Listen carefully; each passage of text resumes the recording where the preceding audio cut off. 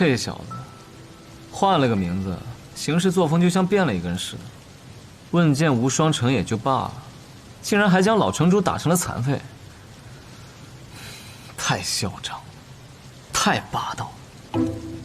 早点如此，我们早就踏平3家了。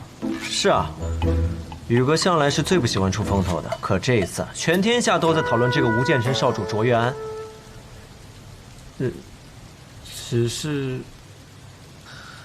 只是什么？只是宇哥在最后一刻使出的招式有点类似18剑阵。当初帮助各大门派抵御魔教东征时，宇哥曾在众人面前用出过这18剑阵，所以隐隐约约就有些人在传言，吴建成少主卓越安便是暗河的执三鬼。只是因为这个推断太过于荒唐了，很多人都不敢相信。行走于黑夜之中，取人性命于无声的刺客，突然光明正大的走在阳光之下，还去挑战曾经最辉煌的门派，听起来有点天方夜谭啊。那他事情办完了也该回来了吧？哎，不对，他怕不是就直接回了南安？不是，宇哥又约了无双城城主宋彦回，独占于无双城后山。啊？苏沐雨脑子坏掉了？无双城城主应当是不太好对付的，宇哥这次啊，怕是真的起了好胜之心。不是，我不是这个意思。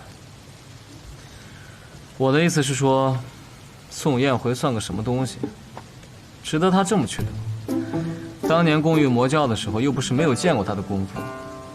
要真的想以剑名震天下，那为何不直接去找雪月城教训一下那个臭丫头？啊？不过这样也好，过去的痛苦确实应该找一天斩断了，不然他一辈子心中都要记挂着那仇怨。而我也在等着这么一天。我早就知道他的身份了，但是他不知道吴建成覆灭的幕后黑手。不过看他此番行径，他应该是探查到了幕后黑手是无双城。无双城早就不配是天下无双了。不过，刘云起败了，还没完。还有什么？苏沐雨和宋彦回约定好了，4日之后，无双城后山再战。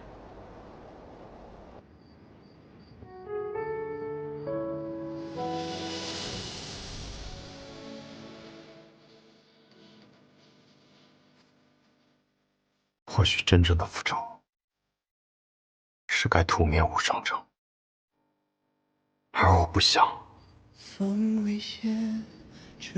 我知道阿爹你也不想，毕竟无双城也并非都是刘云起之辈，而以杀之上也永无止境。你做得很好，我的孩子。阿爹，阿爹不想你活在仇恨之中。此剑债了，以后你就只做你自己，不必再背负这些过去的恩怨了。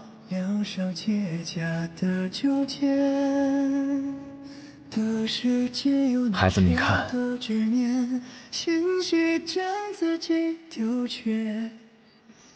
今夜的月西下之后，明日依旧是崭新的日出。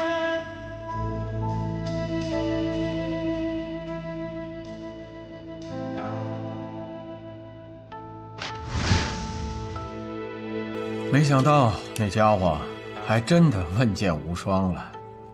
人家问剑无双，扬名天下，你得意什么？不过卓越安，没听过。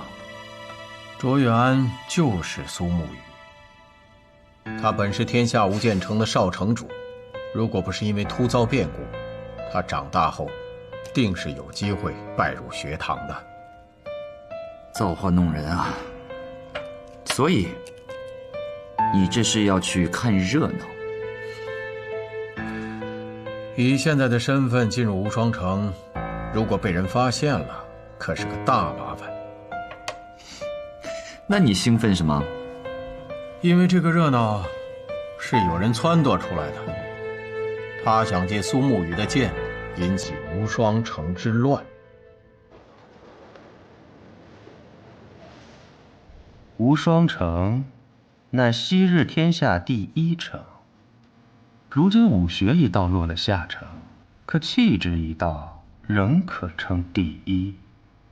这块肥肉我们盯了数年，也确实到了吃下肚的时候了。一个只求胜的疯子，和一个禁锢于琐事的傻子。无双城的天，早该变一变了。只是如今，正好用上了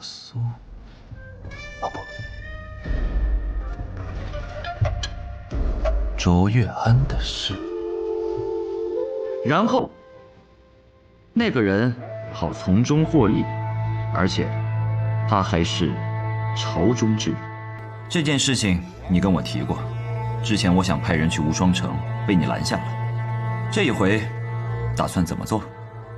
令人想不到的是，苏沐雨把有人想要利用他这件事告诉了我，我已经提前做好了准备。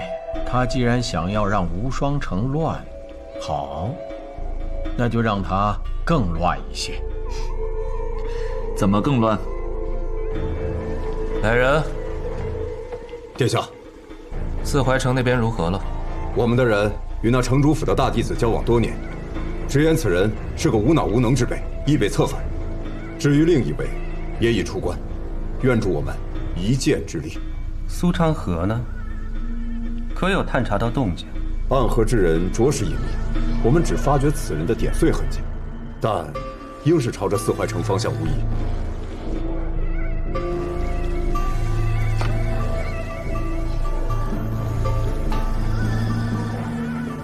剑道之争却无当世剑仙，是不是缺些意思？好，那就让我们恭候各位剑仙齐聚无双。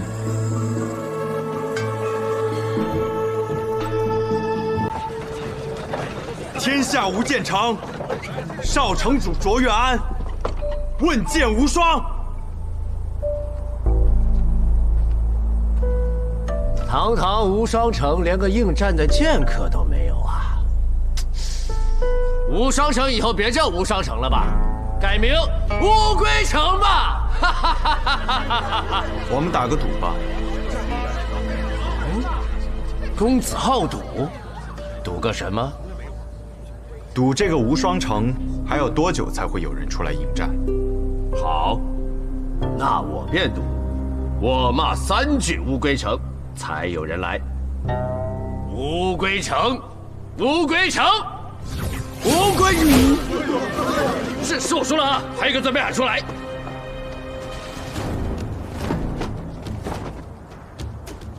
剑山月呀，果然是你。你能认出我来？虽然你戴着面纱，而且距离你我初次相见已经过去多年，但我依然知道，你就是那个孩子。我们这些与剑相伴多年的人，看人就像看一柄剑。当年我看你，便是能成为一柄好剑的胚子；如今看你，已经成为了那柄剑。清明古剑，无双城乱武堂大长老，剑山月。是我。你想问剑无双，不知我的这柄清明古剑，够不够格给你一个答案？我的剑就在这里，可今日无双城遇到的这几位，没有一个值得我拔出这柄剑。我也没有这个资格吗？有没有资格，得看长老的剑。好，年轻人，有傲气，和你父亲一样。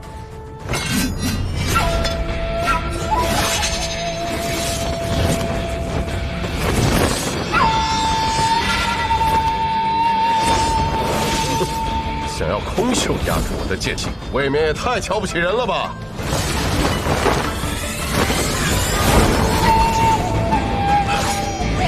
杨秀春风，你怎么会这门功夫的？这门功夫分明一境，自然是我父亲教我的。当年我父亲是不是就是这样打败你的？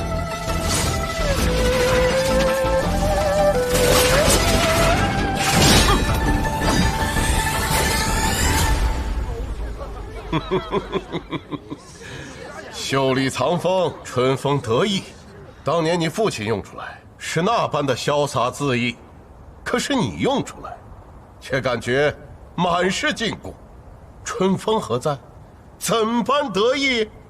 哼！剑气闪进来！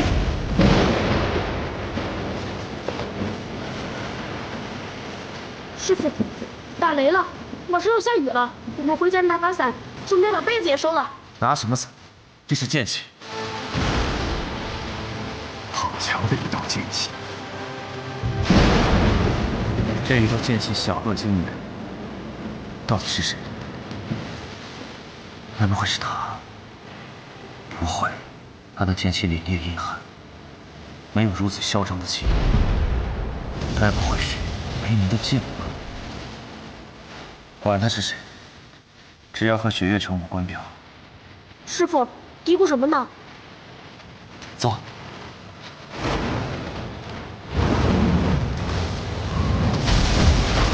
好一道剑气小惊雷！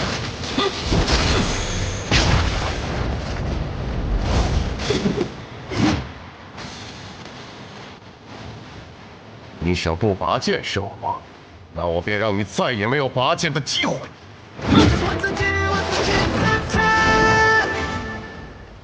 老城主，何方来客？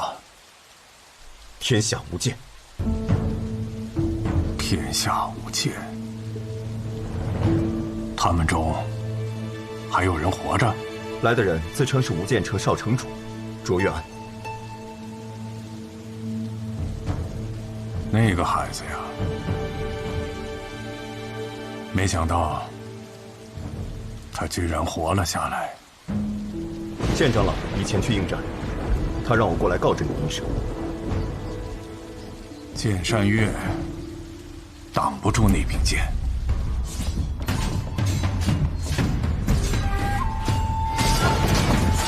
还好，不是跟雪月城有关的那几位。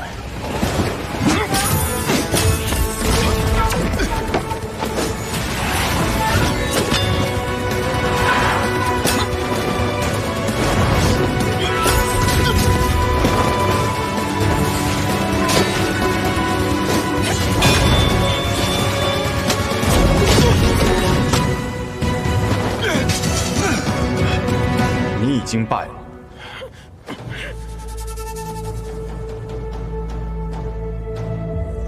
即便是你父亲当年站在这里，也不敢和我这样说话。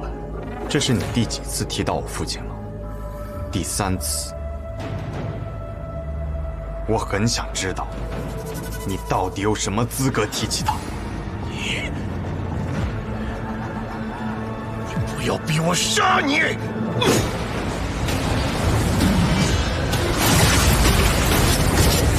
山岳剑法，今日终有幸得见了。山岳剑法，不见得对付得了这个周月安呐。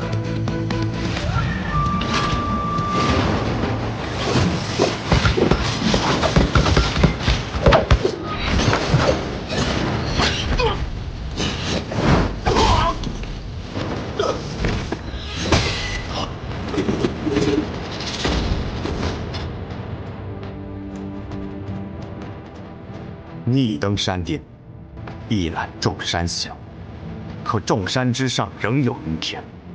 你若止步，终有一日将会下山。死吧！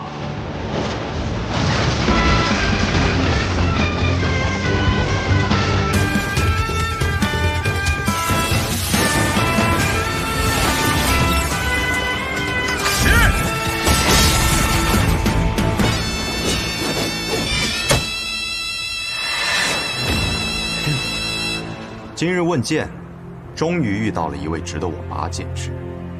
无双城，宋彦回。天下无剑城，卓越安，秋水剑。正是。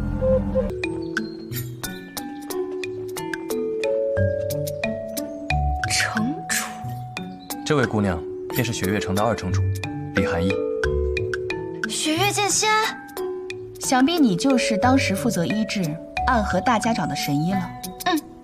没想到就这般年轻。你就是那个创出了夜袭花尘剑法，能一剑引来漫山茶花的雪月剑仙。是。你手中的这个就是藏于昆仑山之中，能一剑冻出天边晚霞的人间第一寒剑铁马冰河。这剑如何，得看握剑的人如何。我怎么觉得这一幕有点眼熟呢？传说中的月溪花尘，该是怎样的人间盛景啊？能否让我一饱眼福？神医，剑仙不会随意出手，他们一出剑，便能引来满城风雪。是，我不会随意出剑的。可是我遇到了你，或许我会随时出剑。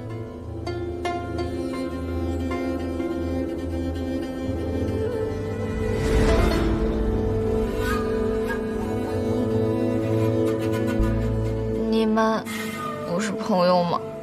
我们曾一起对战过魔教教主叶鼎之。至于朋友，江湖上没有人想成为暗河的敌人，亦没有人想成为暗河的朋友。我和李城主的关系很亲近的。我乃药王新百草的小师叔，你家3城主司空长风，曾在我药王谷中学艺，算是小百草的半个徒弟吧。说起来，这司空长风得叫我一声师叔祖。神医还真是活学活用啊。没想到神医这么年轻，竟是药王的小师叔。如假包换，失敬了。哎，不敢当，不敢当，就是辈分太高了，搞得大家都以为我很老实的。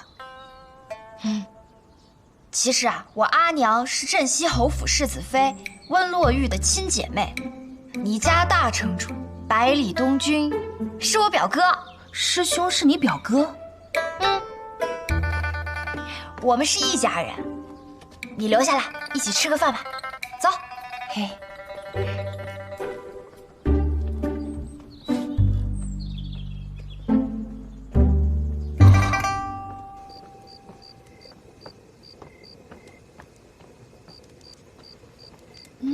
好香啊！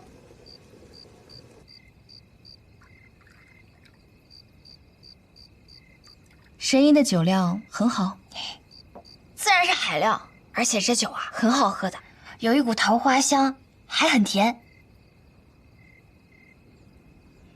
桃花香，是望城山的一位朋友来看病时留下的，说是他的掌教师弟所酿。他的那个掌教师弟的剑法，如今啊在江湖上传得神乎其技。虽然他的剑法我没有见过，但是他这酒确实酿得不错。这酒好喝，好喝。李姑娘虽容颜绝色，却冷若冰霜，好似对什么都没有太大的兴趣，还以为只会说一句还好，没想到竟会直接的夸赞。看来这酒啊是真的不错。饭菜都齐了，吃饭吧。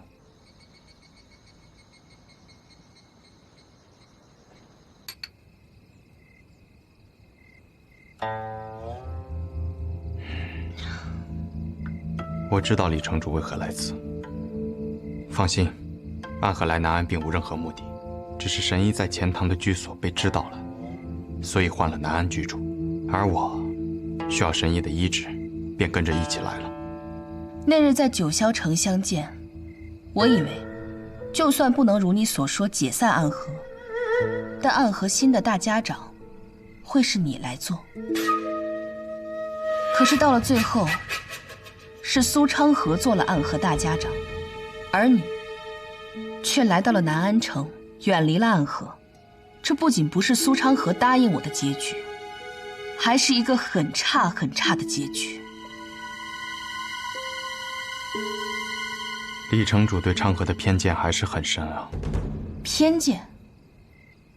谢轩说过，你那位好兄弟，虽不是这世上最恶之人，但一定是这世上最讨人嫌之人。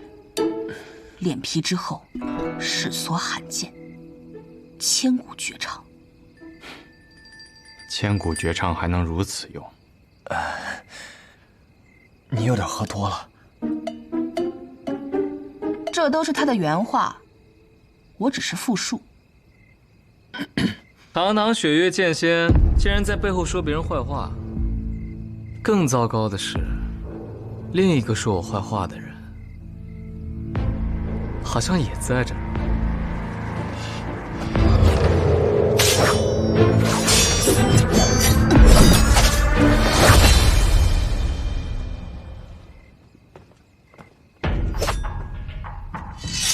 剑仙之剑，浅尝辄止。再次相见，要叫你一声大家长。雪月剑仙客气了，叫我小山河也行，亲切。你欺骗了我，我决定要在这里杀了你。我本就不喜欢长风的决定，暗河这样的组织，根本不用存在于江湖之上。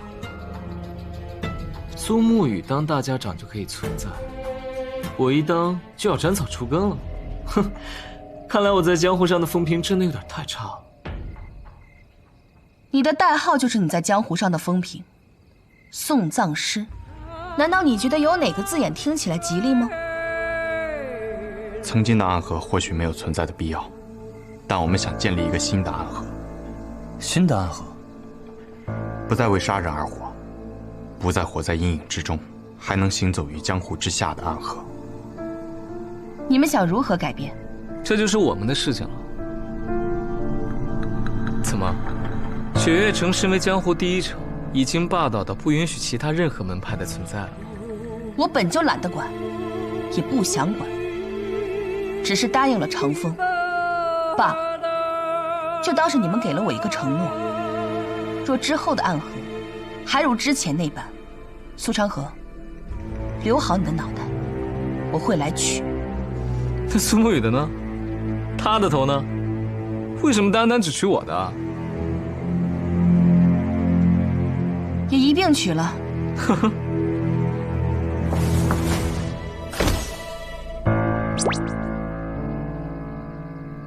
既然你这个死书生已经来了，我也不必在此多留。看到某些人很晦气，有机会再来找你打架。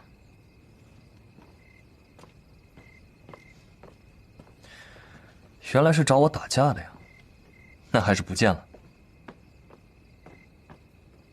凶婆娘！听闻暗河执散鬼和送葬师是很好的朋友，我一直想不明白，我觉得你和他是完全两条路上的人，但今天看见你们，我想起了书中的一段话，便明白了几分。什么话？隔窗闻漫雪，咫尺若天涯。是说我们两个人虽然相隔很近，但其实相距甚远。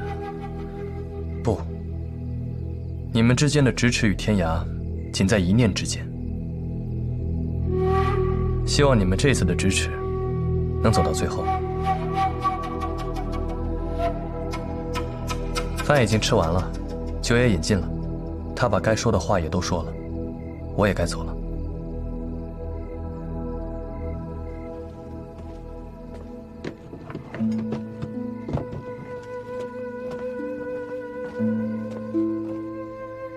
你知道当初为何几位家主完全无视暗河的规矩，却依然要抢到这绵龙剑，才敢称登大家长之位吗？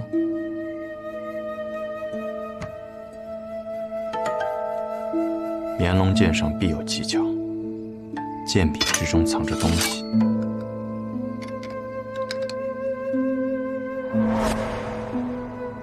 黄泉当铺，世上最神秘的钱庄和世上最神秘的杀手组织，他们之间存在什么样的秘密？我只知道黄泉当铺里放着好东西，很好很好的东西，值得我们去探一探究竟。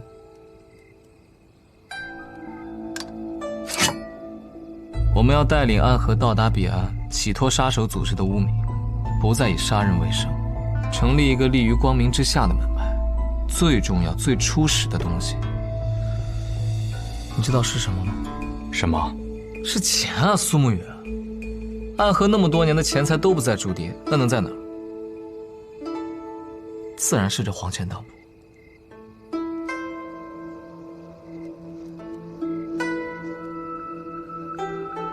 那我们动身吧。那你在南安城的日子就要在今夜结束了。本就幻梦一场，总该结束的。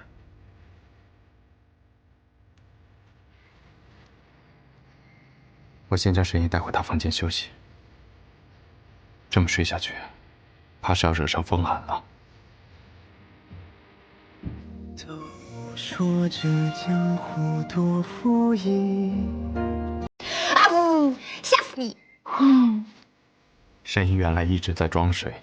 我本来是睡着了，不过就是有什么臭烘烘的东西突然走进来，我一下子就被熏醒。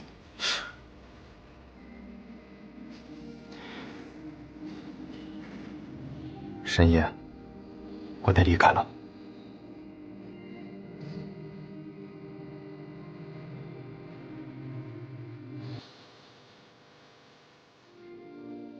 去吧去吧，你本来就还有事未了，这一日早晚是要来的。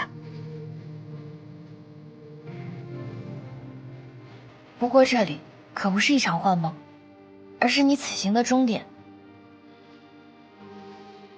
待你功成归来，这件药服还在这里等你。南安城所有漂亮的女子们，也都还在这里等你。多谢沈烨。早日回来，做好吃的面给我吃。好。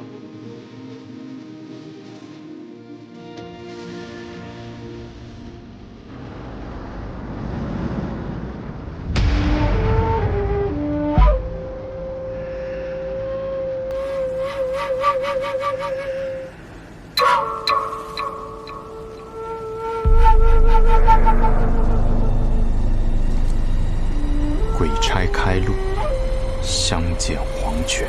已见黄泉，鬼差何在？持伞避阳。黄泉的鬼差身上果然是一股阴气，看起来比我们暗河还要渗人。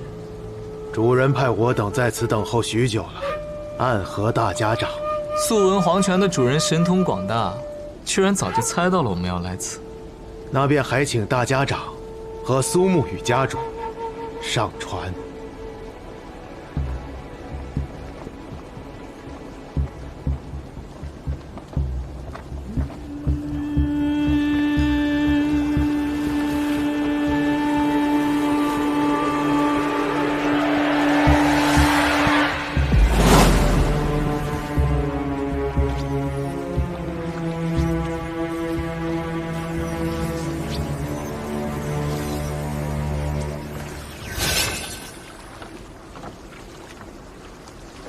公子便是这一任苏家家主苏沐雨了吧？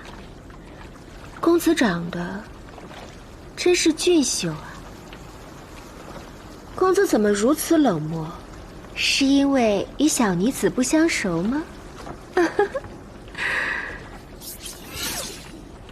这样，公子可愿多说一些。我与公子开玩笑了。姑娘会变脸？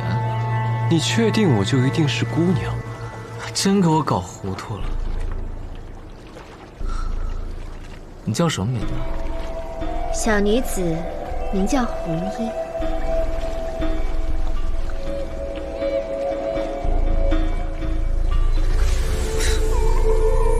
见了鬼！穆家也会易容术，但和这红英比起来，相距甚远啊。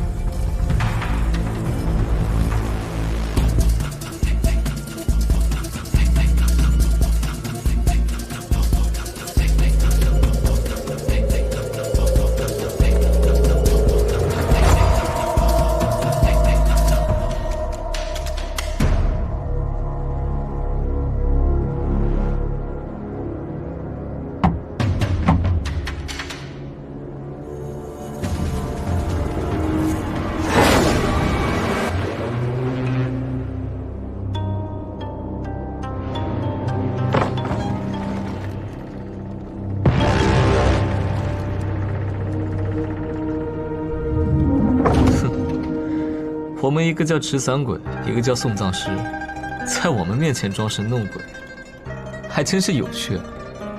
进去看看。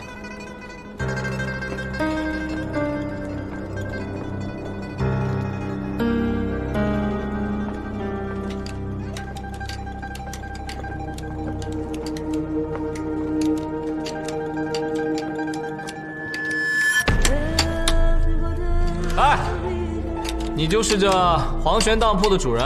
等等！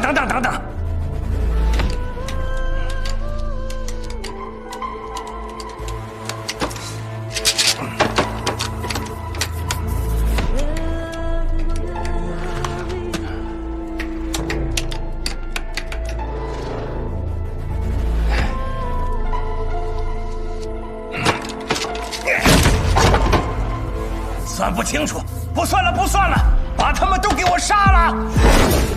掌柜的所言可是当真？杀了，一了百了，死不认账！遵命。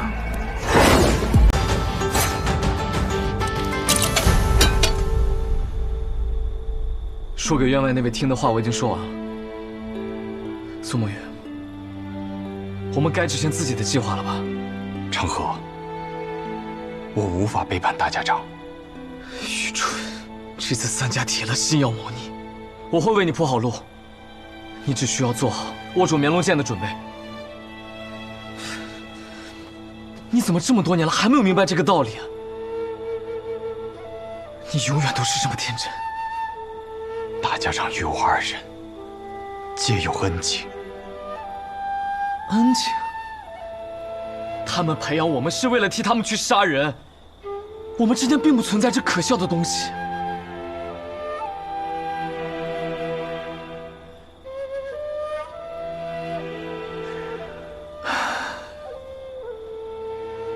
只有你真的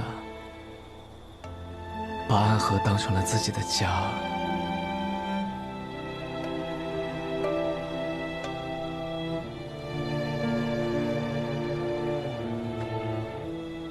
而我却始终做不到这一点。对于我而言，这里只是一个交换利益的地方罢了。他给我们庇护，我们为他杀人。所谓的家人，不过是虚伪的说辞。苏沐雨，哲叔就在外面，若我们一起动手，你还能活下去吗？若哲叔与你联手，我自然不是对手。但凡事总要一试。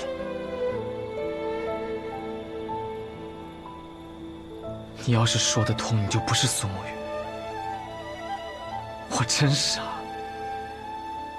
和你白费这么多口舌。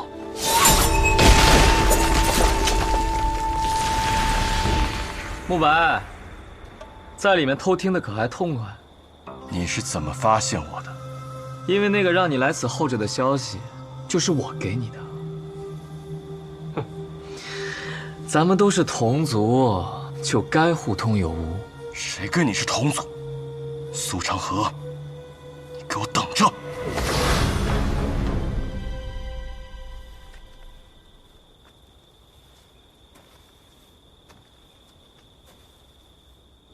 长河，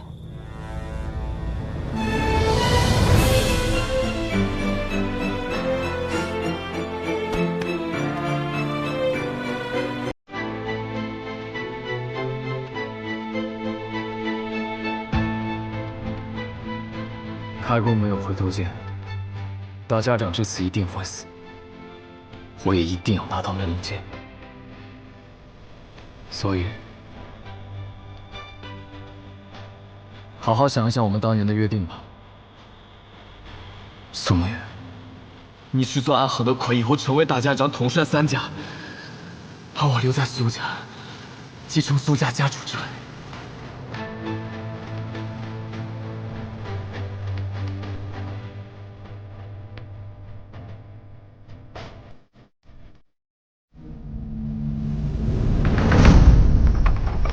这马车真有意思啊！如此之大，却能行驶平稳；如此之重，却能日行100里。这是搬家搬三爷捣鼓出来的玩意儿，能不有意思吗？坐好这架马车10日以后，他便死了，生病死了。那我若是治好了大家长，我不会得病死了吧？神医多虑了，你可是神医呀！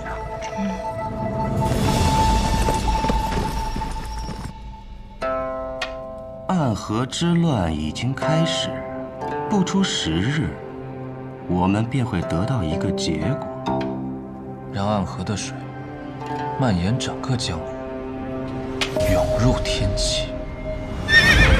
长河，或许这一次，你我要对彼此真正的拔剑了。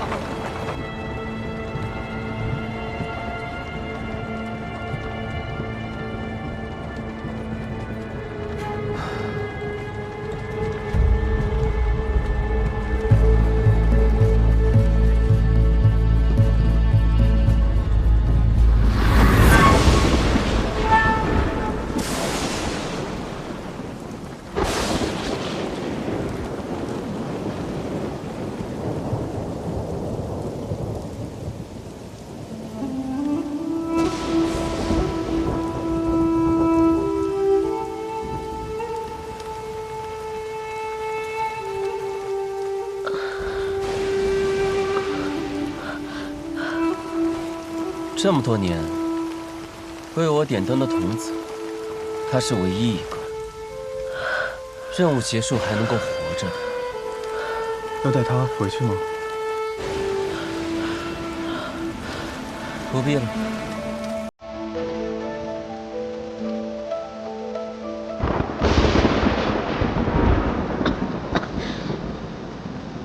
都快死了！17号。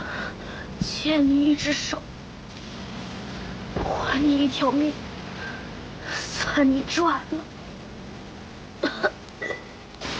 多少哀怨的情绪，不舍的绽放。漫漫长夜中寻觅，挣扎痛的憋气。你怎么会在这里？我偷听到你们的任务点，逃出来寻你，我来接你回家。那地方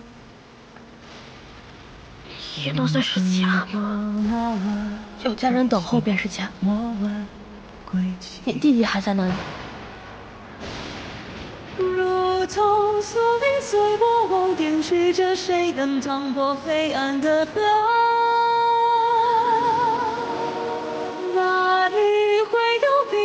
我也在。一双唯一电光，心境颜色，辗转悲欢。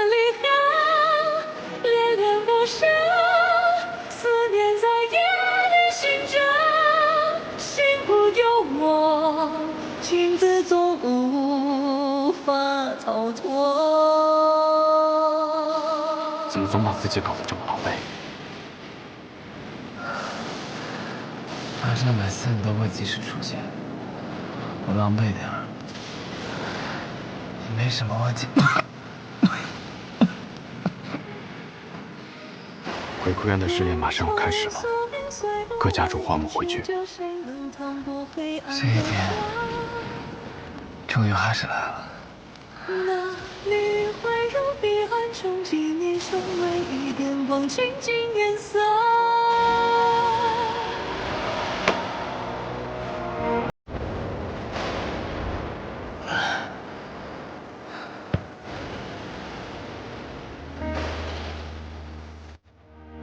想必你们已经有所了解，待会儿时辰一到，你们就会前往鬼窟渊。每组10个人，只允许留下1个。第一组86号、18号、74号、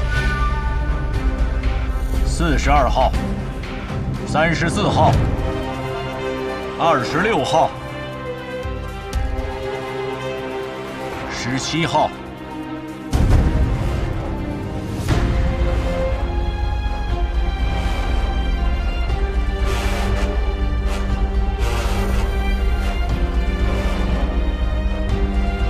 第一组的最后一位，63号、63号。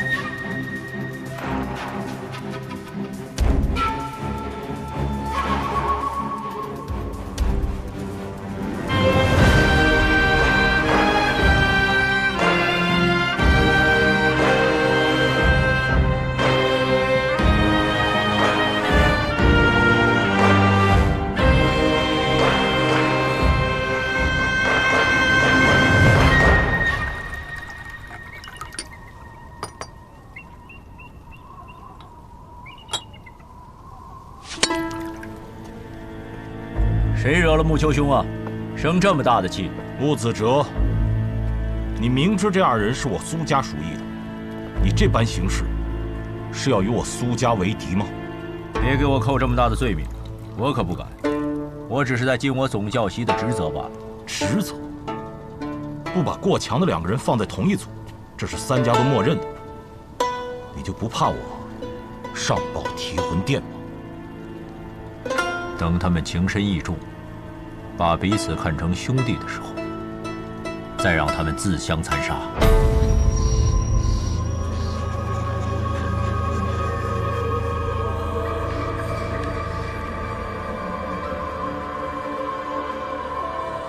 合作在一起，不要走散了。看起来也没有办法与你走散了。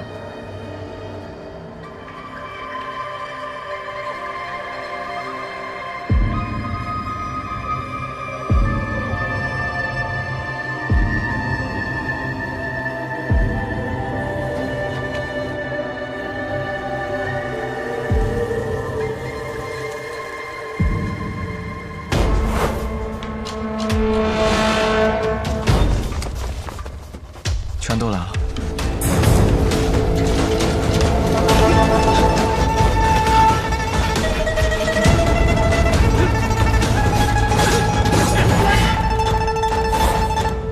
谁都知道你们剑术高超，与其1对1跟你们单打独斗，还不如合力把你们都杀了。我们剩下的再斗，还有几分生机。那便来吧。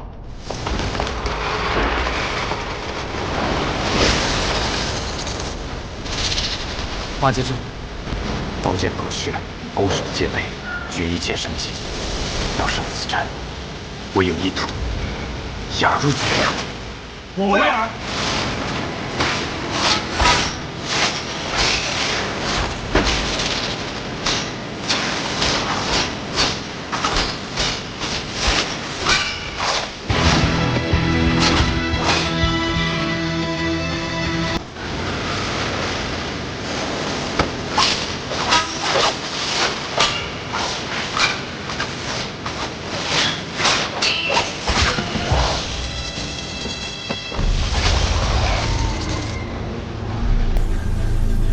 要破8节阵，唯有牺牲一人才能找到突破之口。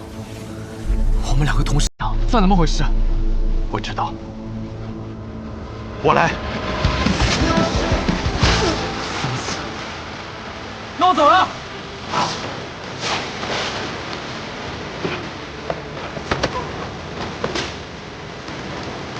破阵之口。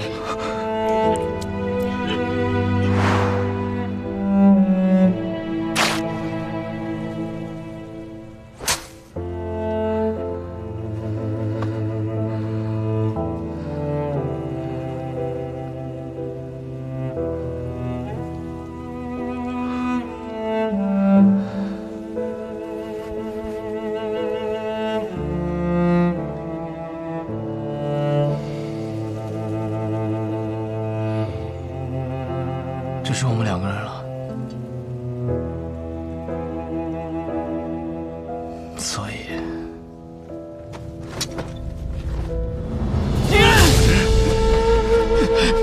你疯了吗？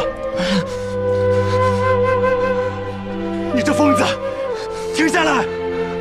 我跟你说过，你的恩情，我迟早会还的。我不需要你还。 你此前替我做点灯童子的时候已是还了。暗河的规矩，10个人只有1个人能走出鬼窟园，成为3家之人。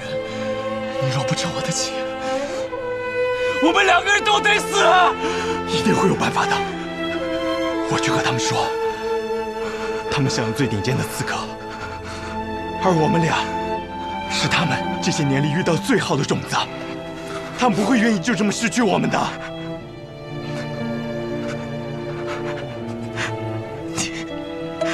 你太天真了。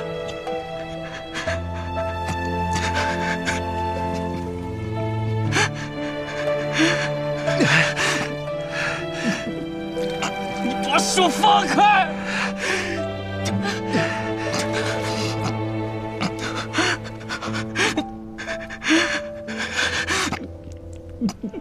把手放开！只要足够强，便有资格天真。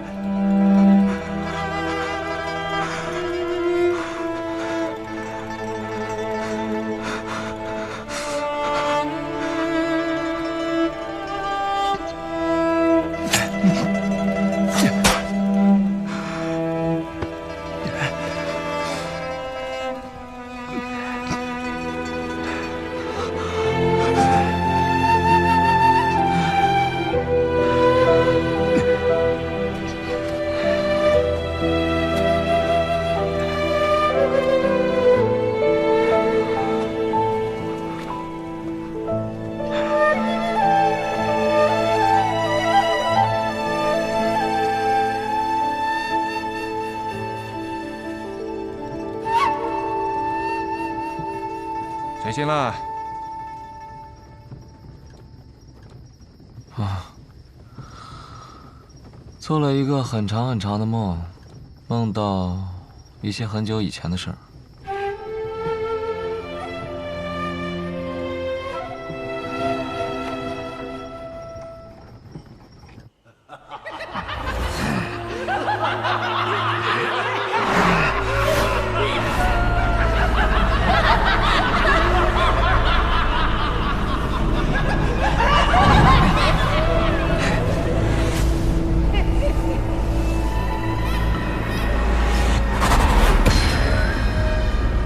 邪魔外道，无尽无身。我们是邪魔外道，不过是些魔障，看我一剑斩了你们！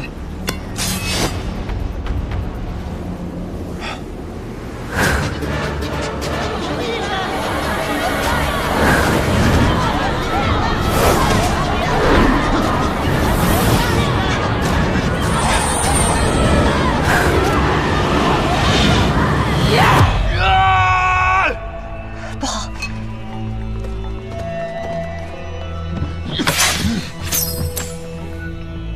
大家长，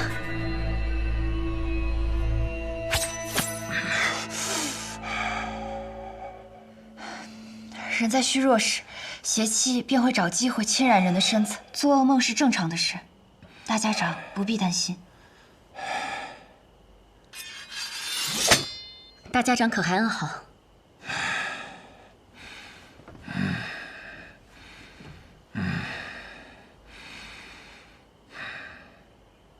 毛头，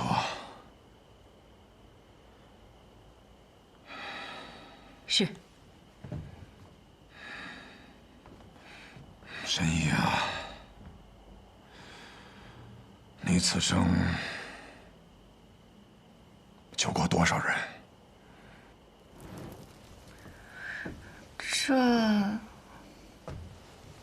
这我哪里记得得？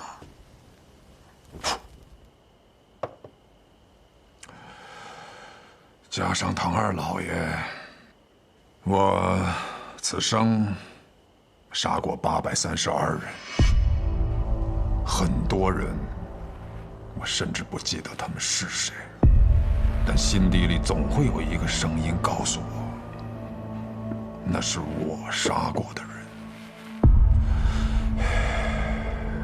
其实我不怕这样的梦。当他们出现的时候，我会拿起手边的剑，将他们斩杀得一干二净。我既然杀得了他们一次，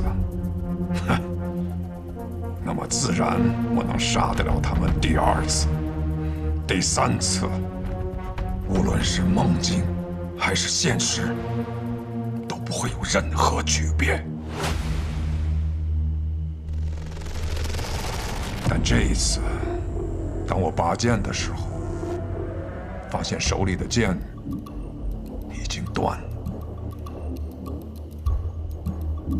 需要让沐雨快些回来。难道大家长就不害怕他在这个时候背叛你吗？不会的。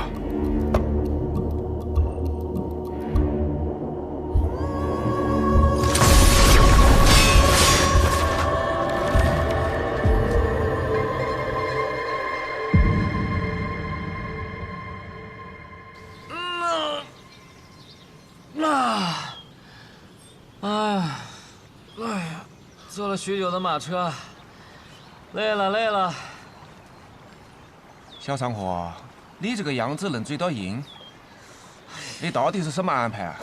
追得上。大家长此行北上，无非就是想拖延时间，按照他的手段。老爷子有没有事儿我不确定，但是我们这一批跑腿的，定是要被他清算。所以在我这儿，大家长必须死。然后呢？我对于苏沐雨的安排，应当已经到了，让他见见几个故人，拖延一下他追上大家长的时间。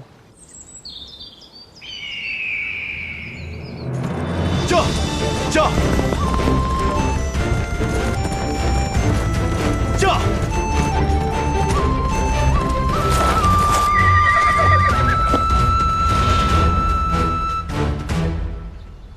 昌黎，宇哥，好久不见了。昌河派你来的。啊，是大哥让我来的。他说让我拦住你，实在不行，就哭到你心软。他是不是觉得我不会杀你？他自以为能猜透我的心，可我杀过这么多人，我也有无法控制住自己杀心的时候。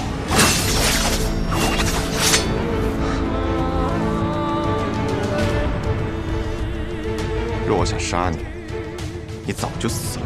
驾！宇哥。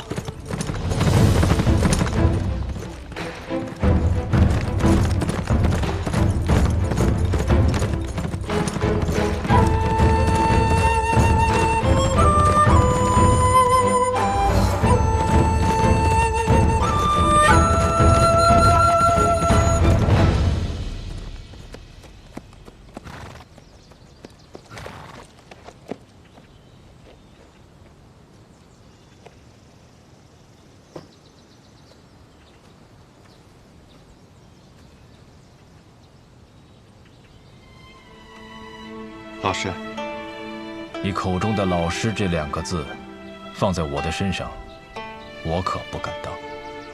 苏芷先生，许久不见了，苏沐雨。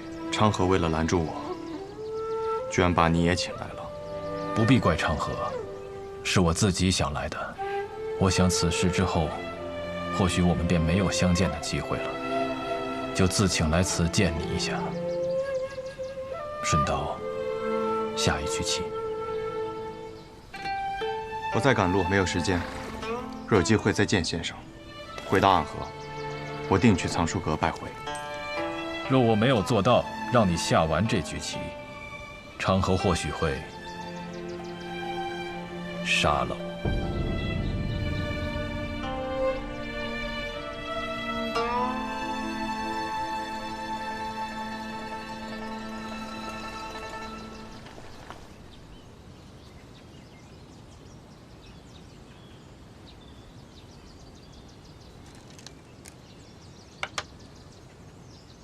先生来此，是想劝我和昌河联手。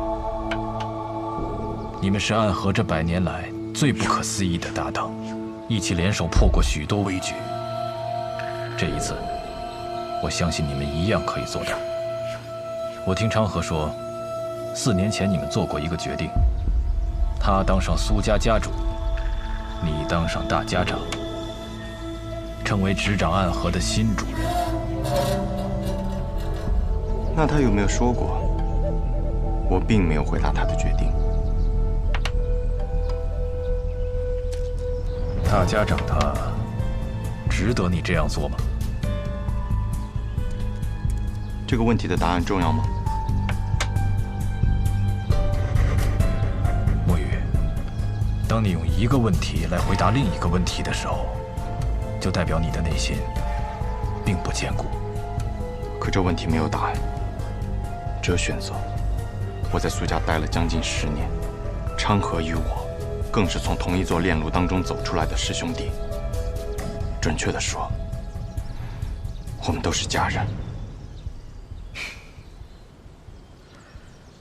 昌河那样的人，可不会把老爷子他们当作家人，他只是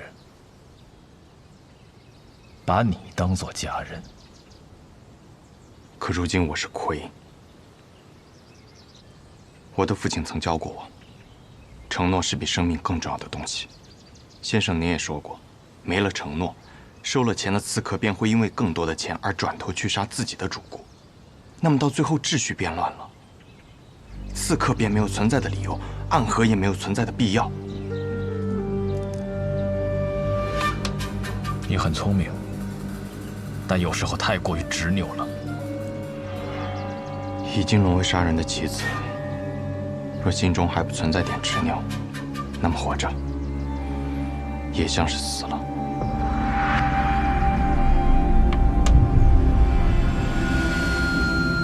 先生，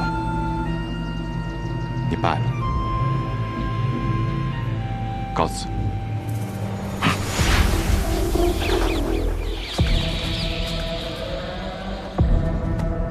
宇哥，你赢不了的。三家家主对大家长这个位置觊觎很久，这个机会他们不可能放过。即便大家长最后把生医好了，他们还是会不惜一切代价把他杀了，这是个必死之局。即使死局，那么长河他到底想做什么？他想改变暗河，跨过暗河，便能到达彼岸。彼岸之处不再是长夜，而应有光明。和我们联手吧。大哥的意思是，让大家长在一个合适的时机死掉，死之前他把绵龙剑传给你，你执掌暗河，而他则去扫清苏家的障碍，成为苏家家主。到时候其他两家再有不满，你们便联起手荡平暗河。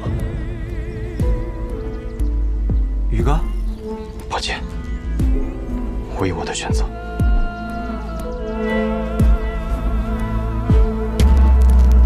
大哥说了，若你拒绝，那他就自己当这个三家之主，到时候不管谁挡在他面前，他都会杀死，包括你，他这一生最好的朋友。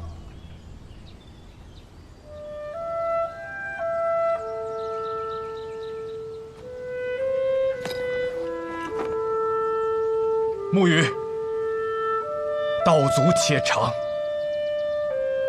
行，则将至。下。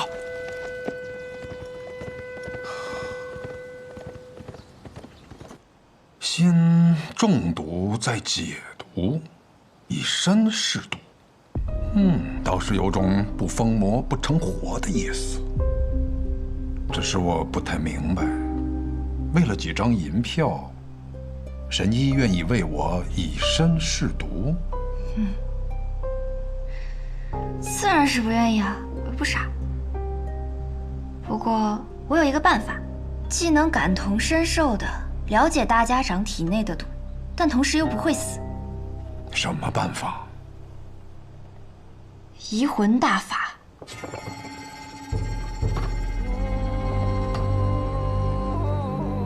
药王谷的秘术移魂大法，若是一旦对某人施用此法，就能和他无感共识。他的过往和此刻的想法，都无法逃脱施用者的眼睛。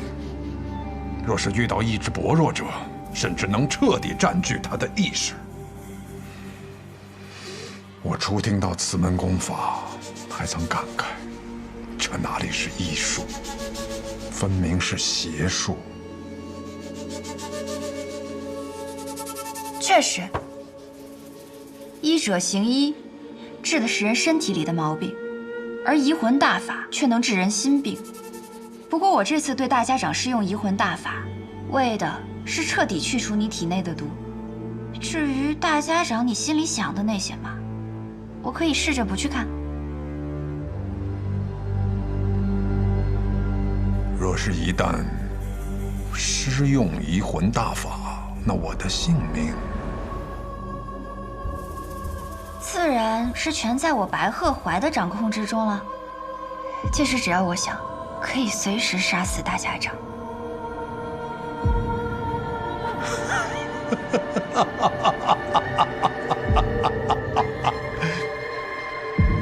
我想试试。大家长能活几日就让他活几日吧，反正我们抓紧时间找机会，先把那小神医给杀了就是。大家长和那个神医有地质社校保护，你那么有信心？哎呀，我派人传了封信，去向了北面那座皇城，里面有一个人出身唐门赫赫有名，是唐二老爷最亲近的弟子。九江琵琶亭内3道暗器震惊天下，是可以与司空长风、百里东君等人齐名的高手。唐灵月。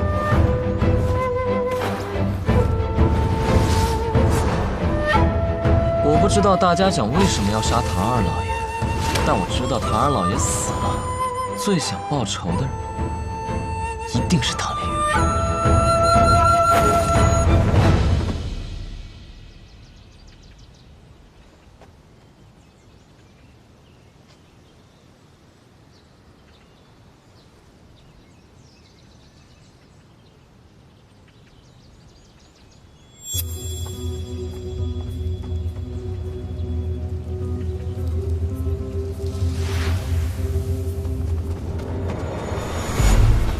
护送大家长离开，快！是。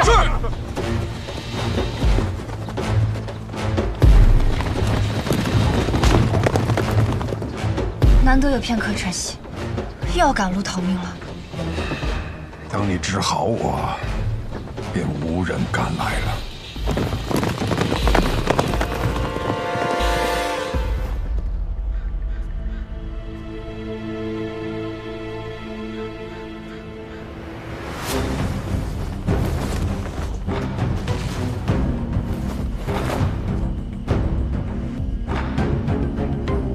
找到你们了，暗河。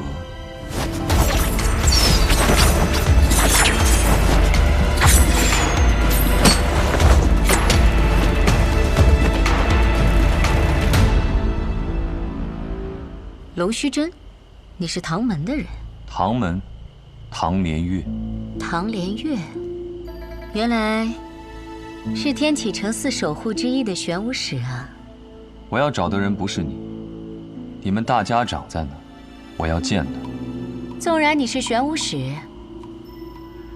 但这里一不是天启城，二我们暗河也不听朝廷的指令。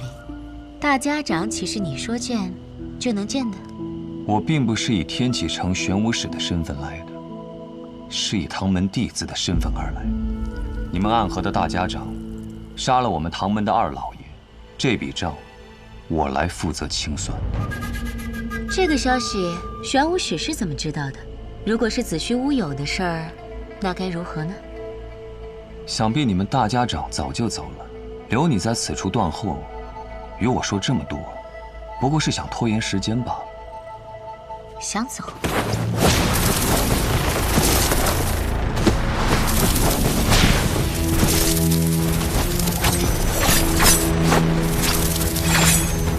接！这样精妙的暗器手法，这就是白小堂冠绝榜上数1数2的高手吗？荧惑纸蝶和幽冥珠，你是暗河木家蜘蛛女。我不喜欢这个代号。小伎俩，你以为以荧惑纸蝶为掩盖，让这幽冥珠悄悄接近我，你毒丝偷袭，我就不会发现吗？真是自以为聪明的傻子。你在幽冥珠里放了什么？自然是霹雳堂雷家的霹雳子了。你怎么会有雷家的霹雳子？早年执行任务路过霹雳堂，很多雷家的少年郎都曾拜倒在我的石榴裙下。当然是他们双手奉上来，讨我欢心的。不过，我跟你说这些做什么？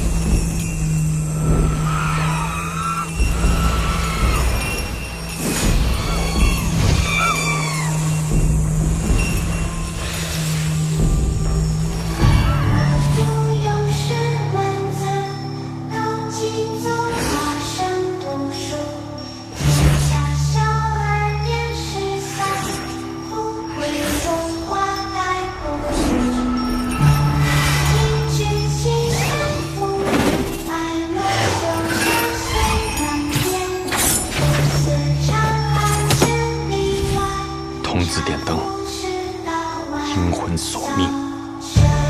可曾记得昔日的也差点做这个点灯的筒子。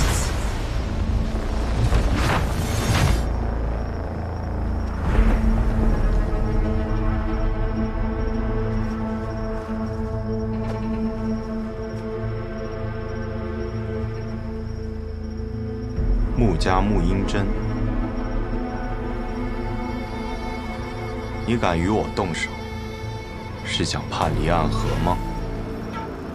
是吗？可我得到的消息是你暗算大家长，意图谋反。我来此杀你，是奉家族之命，救出大家长。看来穆家还真是一片忠心啊。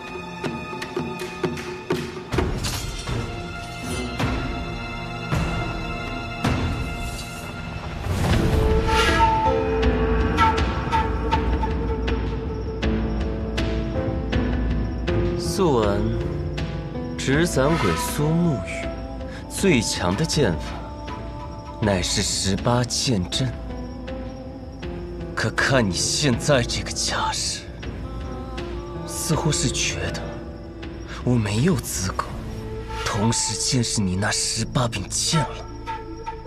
你确实没有资格。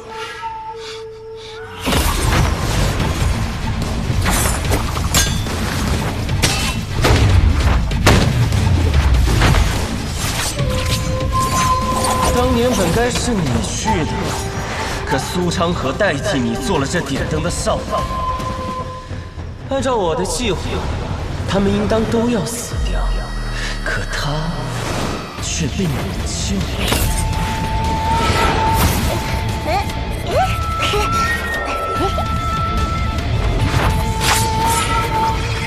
我想我明白为何他要替你。如果当年点灯的人是你，你必死无疑。实在没想到，苏家赫赫有名的纸伞鬼，从尸体遍地的炼炉中爬出来的无名者，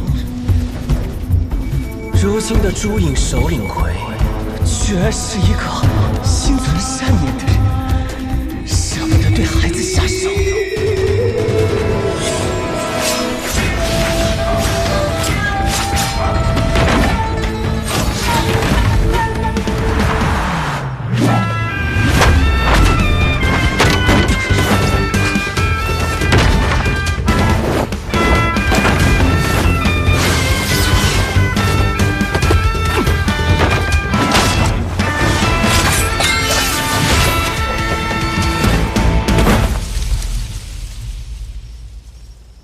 你的剑并没有想象中的快，是吗？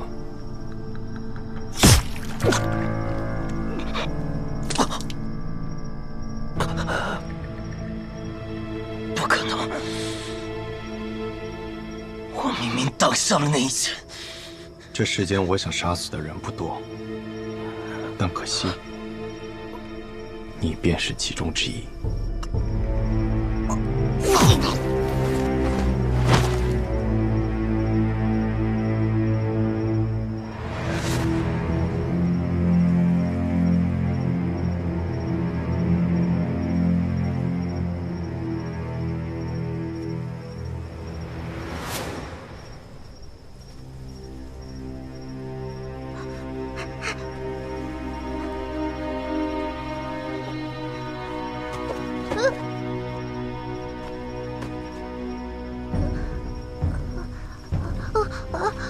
别怕，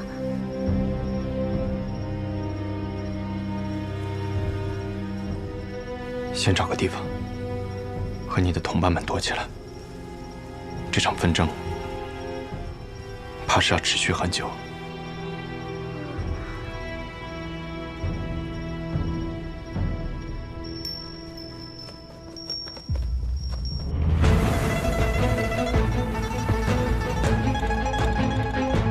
看来天启城的守护使也不是那么难对付。我们唐门并不怕雷家堡，所以我也不怕你的霹雳子。你再动，我便只能杀了你。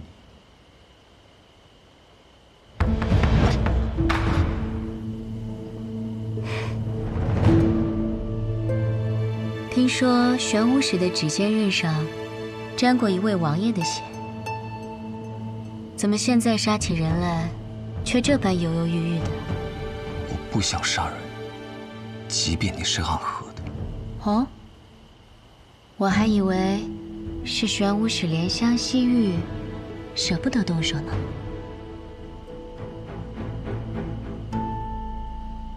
傻瓜。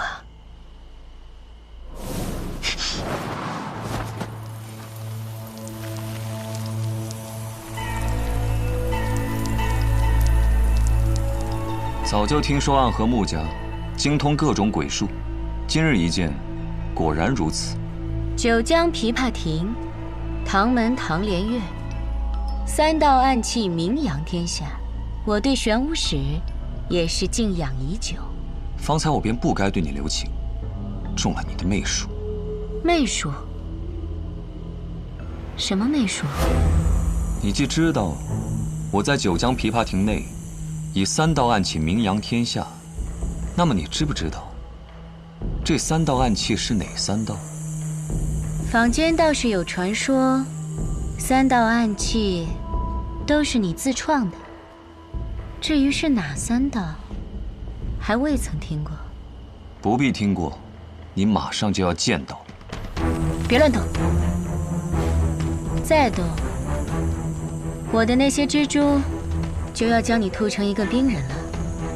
再搭上一些幽冥珠，保证你被炸得尸骨无存。那便试试。